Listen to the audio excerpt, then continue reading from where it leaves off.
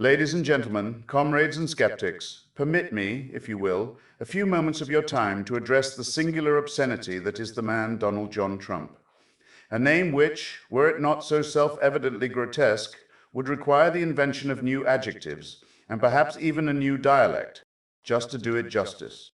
Here is a man who ascended to power not on the backs of ideas, policies, or principles. No, those are burdens for men of substance. But on a helium balloon of reality television narcissism, swollen ego, and the vacuous applause of the proudly illiterate. He is, quite literally, a man who thinks in slogans and speaks in bumper stickers.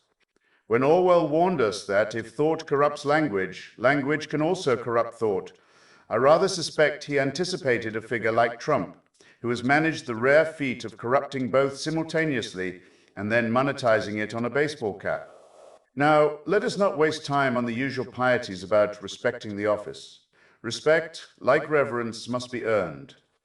And when a man uses the highest office in the land to hawk steaks, hotels, and electoral lies with all the subtlety of a carnival barker, we are not witnessing the presidency, we are watching its parody.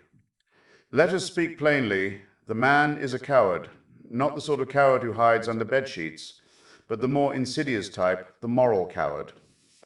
The draft-dodging, lie-peddling, grievance-farming charlatan who mistakes petulance for strength and cruelty for charisma.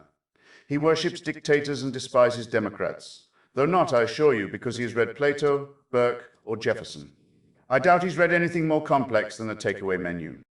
He praises tyrants not out of ideological alignment, but out of pure and simple envy.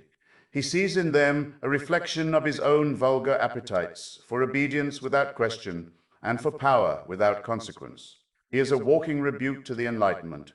And those who enable him, those cretins and sycophants with their MAGA caps and evangelical fervor, are the political equivalent of pus, the natural byproduct of infection.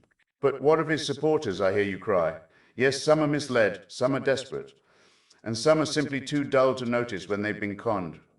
But no one gets to vote for fascism light and claim ignorance when the full-strength brew arrives at their door. Now, the job of the intellectual, if I may be so bold as to wear that increasingly ridiculous label, is not to flatter the mob, nor to genuflect to fashion, but to speak the truth.